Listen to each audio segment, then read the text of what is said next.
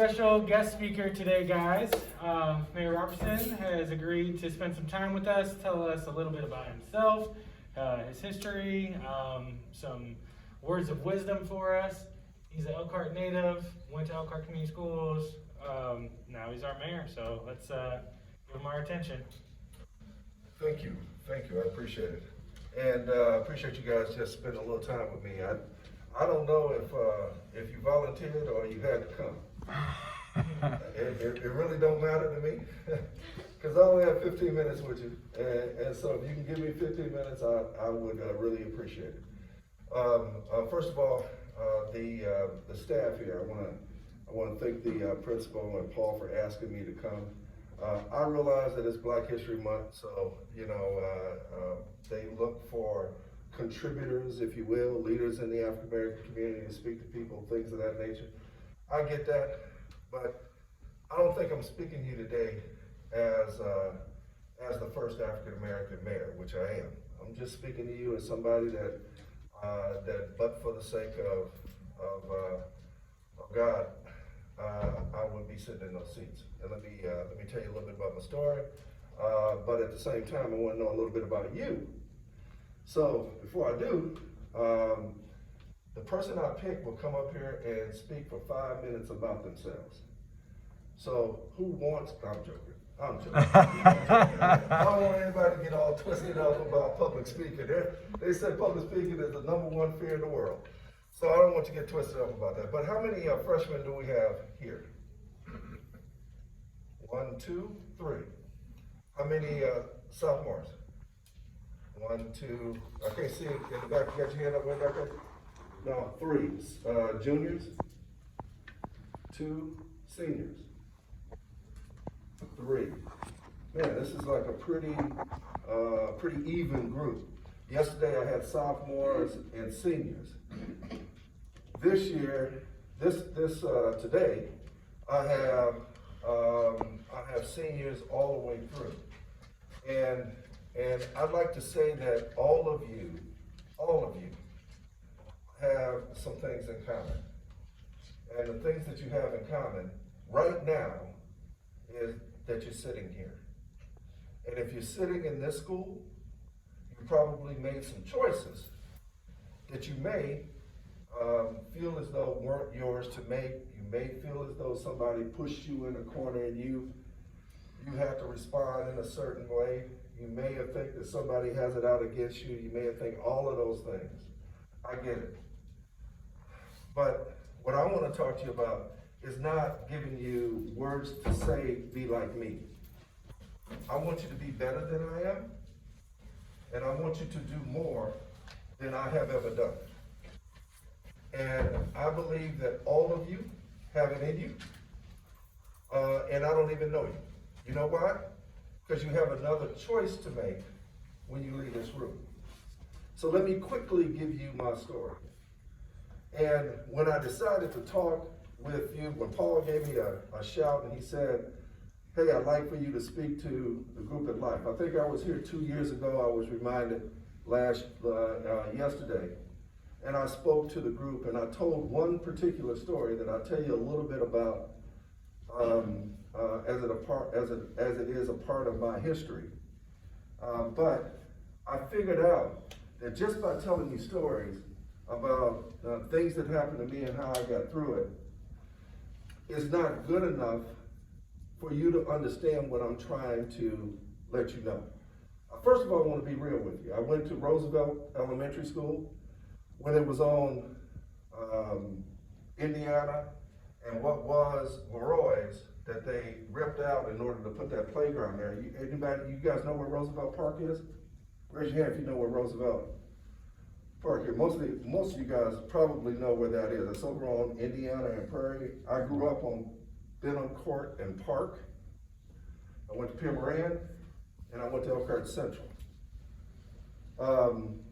When I went through, there were the same kind of things that were happening inside of our schools and on the street was happening with you. As people say, the game don't change, the players do.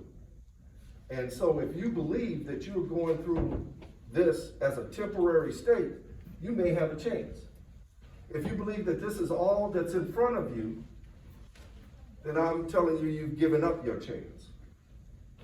So there are three things that I want to communicate to you that really fit when I started to characterize what I wanted to say. And I started to think about the things that impacted me when I was a squirt and since I became married. I remember the things that impacted me from the time that I was kicking it with my friends until the time that I left Elkhart and went to college. And the biggest thing, and that's where you guys are right now, was adversity. And there is adversity everywhere. Now they call it trauma, or they call it some kind of word that says that it's okay for you to feel that way. It is okay for you to feel that way, but don't think that you're the only one that had it. Let me tell you, my first incident with trauma was the fact that I sucked my thumb. I sucked my thumb from the time I was like 4 until the time I was like 6, which seemed to be forever for me. And it was real. I put my thumb in my mouth, I'm like, nobody would know except for my mother. My grandparents did because I had the sickle, and I know y'all don't know anything about that word. But I had to touch something while I was sucking my thumb in order to make me feel good. But what I didn't want to have happen is that anybody knew. And when I went to school, which was kindergarten at Roosevelt, I sucked my thumb all the way through kindergarten. When I went into first grade, somebody found out. And that was my first sort of remembrance about adversity. What was I going to do? Because somebody found out something about me I didn't want them to know. I quit sucking my thumb. Straight up, cold turkey, boom. I said, Mom, I'm not doing this anymore. She said, why? Not that she wanted me to suck my thumb. It was because I made the decision so abruptly in her mind. And she said, and I said, because so-and-so found out that I did it. And I was the wrong person to find out, because this was a dude that always was he was the bully on the yard. So I stopped. It was a choice that I made to stop. As I went through all of the things that impacted me, that made me decide that I was going to be better than what I was that first day, that next day, it was all about what somebody did to me or somebody said to me. How many times have you been in a situation where somebody peeped you that you didn't want them to? Somebody saw something that you didn't want them to know. Somebody heard something about you that you didn't want them to say something about. And then how did you respond to it? Did you automatically just get buck wild? Or did you stop and say, you know what, I can make another choice? Adversity hits you. When I went to Roosevelt, when I went to Pure Moran, and I went to Elkhart Central, I became very good as an athlete. And that's because in my little group, I was the youngest dude, and it was 5 of us, and all of them was older. So I made it a point to make sure that I was going to serve them up. I wasn't going home. You wasn't going to beat me up and make me go home. I was going to be there when lights came on, street lights came on. I was, it was one of these things where we always challenged each other to be better. So I grew. I became about 6'2", like freshman year. And my game got better. And so by the time I got to be a junior, I was one of the leading athletes in the area. I had friends. We used to always play in the summer.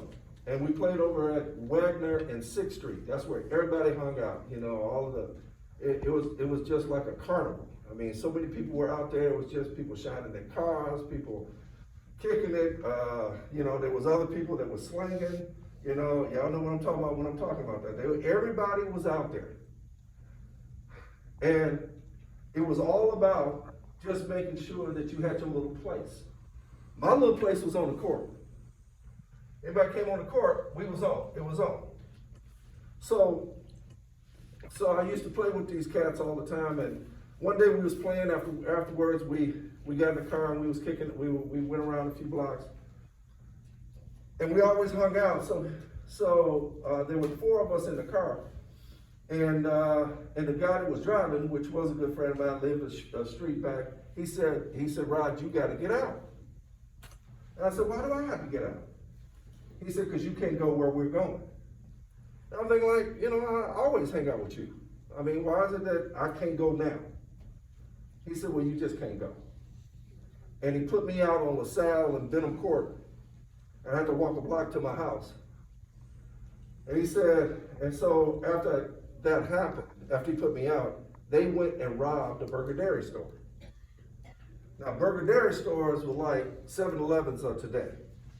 There's about 3 or 4 of them in the hood. And it was the only convenience store that you could find, a loaf of bread, a gallon of milk, walking back to the house. They robbed it by gunpoint. They got caught by the end of that day, and they went to prison for 20 years. Oh. And I always remember that for 2 reasons. One, it wasn't just the adversity that we have to deal with, but Pig sacrificed something. Which is the next thing I want you to really understand. What is sacrifice to you?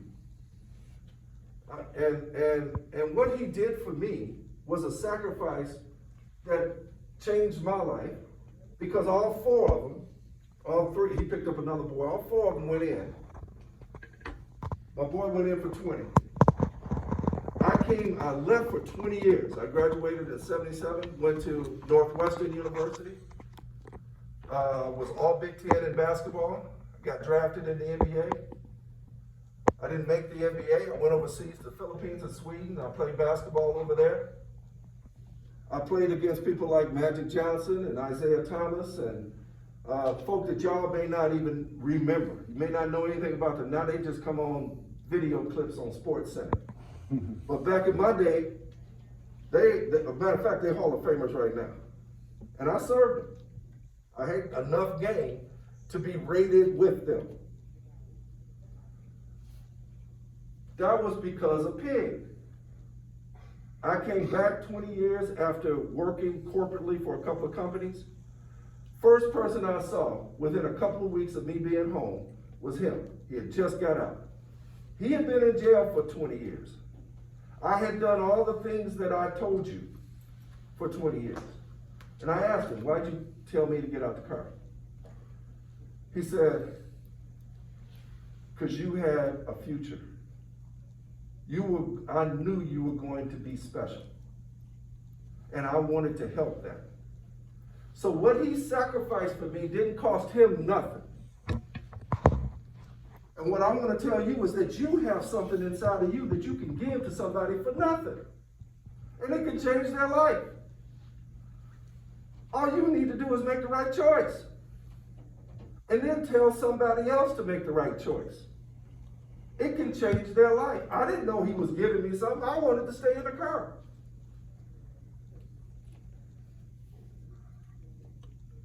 So I come back home. I started to work for Coca-Cola. I worked for an RV company. I did a couple of different things. I ended up spending time at Church Community Services. Anybody heard of Church Community Services? I mean, it is a nonprofit that was a wonderful experience. It is what I call the defining activity that allowed people to trust me well enough to vote for me. You know why? Because it taught me empathy. If you don't know what that is, I advise you to look it up. Because before I understood that word, I thought that people that had less than what I had, I would have sympathy for them, meaning I would feel sorry for them. I thought that people that were in prison and people that hadn't made the right choice, I felt sorry for them. Empathy, that's sympathy. Empathy teaches you and shows you how to put yourself in somebody else's shoes. If you don't have empathy, you have no relationships. Because how could you be around somebody that is so selfish, or you're so selfish, that you can't understand how somebody else feels. Church community services taught me that. It taught me that because we were serving people that didn't have much, because we were giving them food, we were helping them with their rent and utilities, we were doing different things for folk. And that taught me to understand what their lives were and some of the circumstances that put them in the situations that they were in. Empathy has accountability woven into it. That means that if I'm your friend and I don't tell you that you're getting ready to run into a problem, and something's getting ready to get serious, then that's my bad. I just want to say to you quickly that we all deal with diversity. We all do. All of us. I did it when I was sucking my thumb. I could tell you many other stories that said to me that I had to make a choice when I was hit with some adversity. My mama died when I was 14. My dad never remarried. My dad loved girlfriends. But he committed to raising the 3 boys that he had before my mother passed and helping and making sure that we got through school. My dad wasn't perfect, but my life had trauma in it as well. But I still had to make the right choices. The only way that I can stand in front of you and I can be mayor on Black History Month in 2021 and be the first African American mayor ever standing in front of you that has ever been in this office is because of all of these things that I'm weaving together to tell you that was part of my life. And you have what I call a tapestry. That means a design has been made for your life. How you weave together your decisions and the things that you do and the relationships that you have will make up only you. Not you, not you, not you, not you. All of them are going to be different. You got choice. And the choices that some were made for me and the sacrifices that were made for me helped me to be able to stand in front of you and speak real about the things that I know exist, because as I said when I started, game don't change. Players do. There'll be somebody else sitting in these seats 3 years from now, 2 years from now. You guys, if you never met me, then you wasn't sitting in these seats 2 years ago. Somebody else was. And there'll be somebody sitting in those seats later. Because of the way they dealt with adversity, or the sacrifices that weren't made for them, or they didn't make for somebody else, or for the lack of empathy that they didn't learn. You got a chance when you leave here to learn all 3 of those things. I sat in many places where people used to stand in front of me and say things to me, and my ears just didn't. I wasn't listening. I wasn't listening until I thought about what Pig did for me. I wasn't listening till I really began to put those choices in perspective about the things that I made in life. And I can think of so many of them that I thank God that I made the right ones that didn't help end my life, but helped me be able to have another opportunity to make another choice. And I love the fact, right now, I love it, that I can build relationships with people. That's what I'm defined as a relationship builder. There's some people that, I got some haters. It's cool. But what I want to do, and what I feel is the necessary thing to do, is to build Elkhart through making sure that people have relationships with each other. Making sure businesses understand you guys. Making sure people that you think never see you because you standing in the shadows, they look over there and they see you. And if there's an opportunity to build a relationship with you to help you make a better choice, I want them to do it. but more so than not, I want you to do it. That's more important. When you give something that didn't cost you anything, that's a sacrifice that you can make. You think you don't have anything to give. I know when I said no seats, I didn't. But you do. What you get out of giving is something that nobody, you can't, if you had all the money in the world and you bought somebody something that they really wanted, it wouldn't feel good. It wouldn't feel as good as if you changed somebody's life because you gave them something that you didn't have to and that you didn't buy, that you had your heart. So I'm asking you to think about, if you leave here with anything, think about that everybody has adversity. That's one of the reasons why you're sitting in these seats. Otherwise, you'd be in a school that in one of the schools, whether it's freshman, whether it's East or West now, used to be Memorial and Central, obviously. You would be in one of those two schools. Some of the choices that you made have been maybe a little suspect, for whatever reason. But it doesn't have to be that way when you leave here. And you can make a choice, deal with your adversity, own it as a man and a woman, not as kids, but own it as a man and a woman, and say, all right, I can make a different choice through the adversity that I'm going through. I can sacrifice something that makes sense to me that I have. True sacrifice is something that you give somebody that you really have to sacrifice for. And that I can build a relationship built on understanding someone else's issues and someone else as a person. And I guarantee you, that in and of itself can change your life. It changed mine. It gave me the opportunity to do things in this city that nobody has ever done. And it hopefully has given me the opportunity to make sure that my family has the same opportunities that you have. I'm from what they call the hood. We didn't call it the hood, we hung out on the blocks we were hanging out on. We didn't ever look at it like that until somebody looked at us differently when we left that area. I live in what they call the hood right now. And it's because it's convenient to me.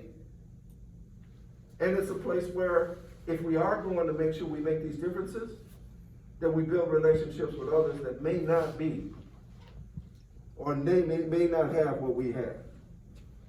So, I didn't say this, I didn't mean to start preaching. I'm sorry. I get wired up. I don't want to say that I know what your lives are like.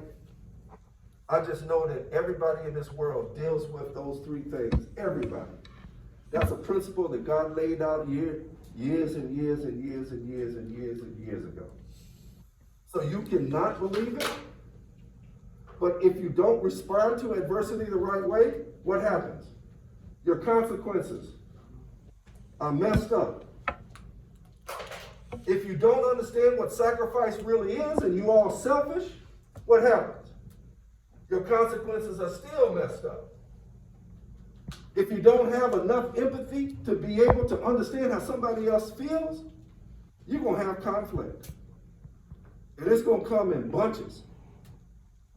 And if you always want to be in conflict, then your alternatives are going to be short, small, and quite frankly, your consequences can be absolutely disastrous. Y'all know what I'm talking about. So, I thank you for giving me the time to just share a little bit about who we are and what we can be together. You can always, how many of you 18? 3? You registered to vote? I'm sorry, this can't be a campaign speech, but you can vote for me. We'll let you know if you're going to turn 18 before I don't know if I'm gonna run again. But at any rate, I'm just letting you know that there's nobody, and I'm not talking about because I'm black, but there's nobody that's been mayor like me that has these same stories, that understands how to do the things that I'm talking about doing. What? Absolutely, thank you. So, I know I'm getting close to, am I beyond time? Yeah. I'm beyond time. I know they tell me that all the time. I want to be able to answer any questions that you may have. I can't do it today. But if you have any questions of me, please make sure that you tell your teachers or principal or whomever, and I will do all I can to answer your questions. I am in the municipal building. That's where I am, which is downtown. My administrative assistant is there all the time. You can call them as well. But we got to figure out how to make sure that you have the opportunity to do those three things in your life before your life is taken away. Don't let your life be taken away before you understand those three things. Thank you for allowing me to speak.